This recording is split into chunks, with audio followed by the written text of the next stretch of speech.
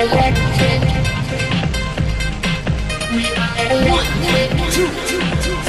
afternoon, everyone. My name is Mr. Pelaez, and this here is Mr. James, leader of Cruz. And today here we are going to talk about the measure of central tendency. First, we have the ungroup data, and this here is the given data.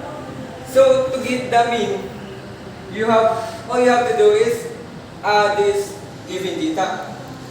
So after adding, we get here the 216 and divided by the given data, which is 20. So you get the 10.8 or 11. So let's move on to the median. So to get the median, all you have to do is arrange this data first from lowest to highest, and then get the middle, which is 9 and 10. So since there is two variables, 9 and 10, so what you have to do is add these two, then divide it by 2. So we get the 9.5 or 10. Let's move on to the mood. So mood is, to get the mood, you have to find the most frequent number, which is the 5. Then put the 5 here, and then you get the mood. So that's all for the ungroup data, and thank you everyone for watching. So since we are done with the ungroup data, so let's proceed to group data. So in our group data, we have around 35 number of data. So first, we have to find the number classes. So this is the formula. This number here is 35. So this is the formula, and you just have to put it in your calculator, and it equates to 7. And next is finding the range. So in finding the range, there is a formula of higher value minus lower value. So since the higher value is 35 and the lower value is 1, so 35 minus 1 is equal to 34. So since we are done with that, so since we have now the R and the K, so we have to moving on to the width. So the width is width equals R over K. So since our range is 34 and our K is 7, so 34 minus 7, 34 divided 7 is 4.8 or 5. So take note, everything that happens in this, you have to round up to odd numbers. So since we have our width, so let's go to the class limits. So class limits, since we started with a lower value, so lower value is 1, so it depends on the lower value. So lower value is 1, so since our width is 5, so 1 to 3.5. 1.5. Okay. So let's continue. Since we are done with the class limits, ranging from 1 to 5, 6 to 10, 11 to 15, 6 to and moving on. So in getting the frequency, in the training number, we have to go to our data. So 1 to 5, out of 1 to 5, we have here that number belongs to the class limits of 1 to 5. So the numbers that belongs to 1 to 5, you have 7 and going on and going on. So next is the class boundaries. In the class boundaries, here in the lower boundary, you have to minus 0.5. The higher boundary, you have to plus 0.5. Since we know that in getting the class boundaries, you have to minus 0.5 in the lower boundary, and plus 0.5 in the higher boundary. So it gets to this part. So next is the plus marks. So in getting the plus marks, we have to tend to the plus limits. So plus limits 1 plus 5, 2 values divided by 2. So continue. So since we got the plus mark by adding 2 values in the plus limits, then divide by 2. So from here to here to here to here, and you get these numbers.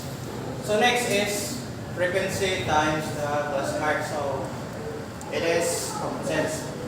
So 7 times 3 is 21 and so on and so forth, 64. And so since we finished multiplying frequency and plus mark, so it is to this, so we have to add this and this before we move on to class frequency. Let's not forget in adding the frequencies. So it sums to 35 and then here it sums to 475.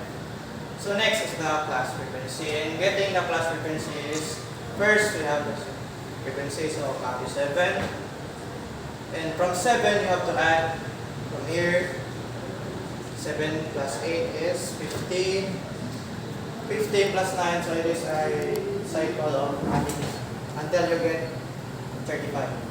So we finished with our class frequency. So take note, in getting the class frequency, it must always equate to the total of frequency, because if there's something wrong with your class frequency and it is not balanced with the two, then it is wrong.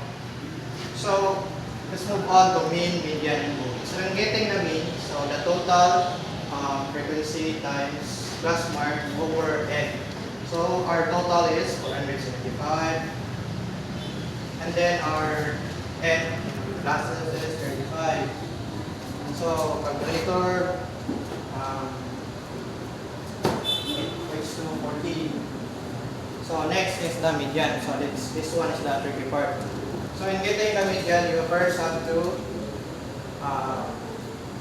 solve this one. So before getting to the LND or the lower modal class. So 35 over 2 is 5 over 2 is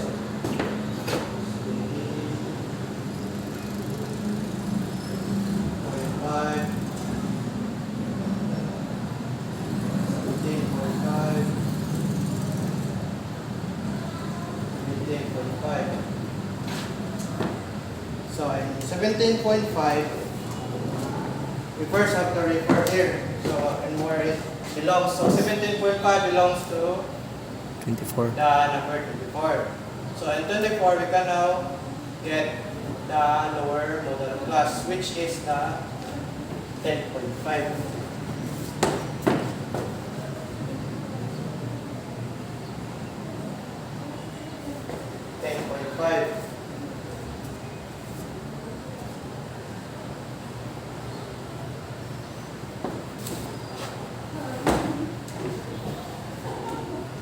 And next is we get to find the frequency. So before n,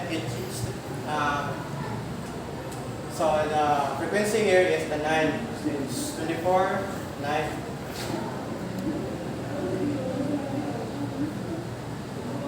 Next is the class frequency. So take note, before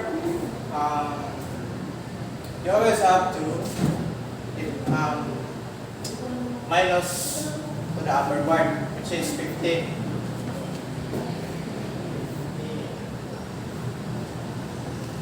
And since the wave is 5.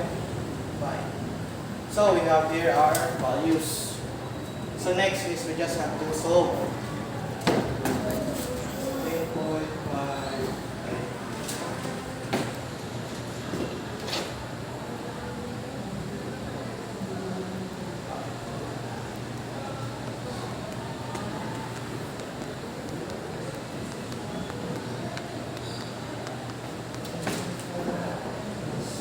Continue.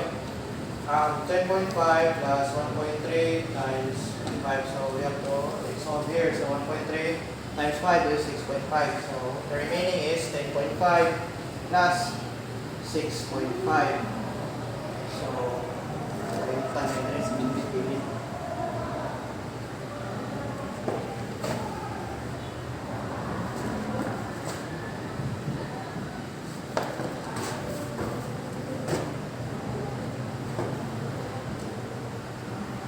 So 10.5 plus 6.5 is. So moving on, so we have to get the mode. So first is getting the D1 and the D2. So first is we have to check where is the highest frequency in the frequency table. So the highest frequency is number 9. So in getting the D1, we have to minus the upper part. So 9 minus 8 is 1.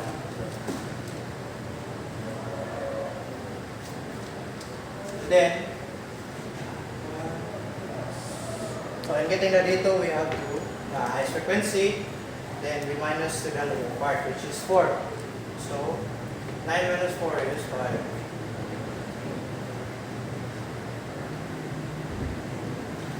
So in getting the LMO, since we have the highest frequency number 9, so the lower model class is that 10.5. Yes, 10.5.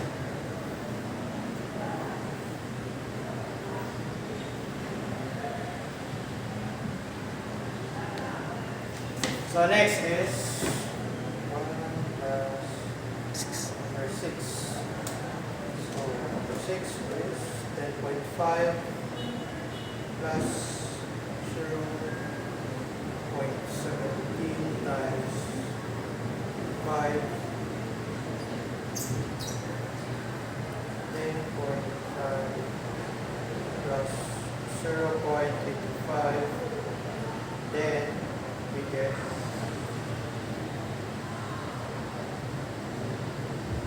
so in the mode is the continuation.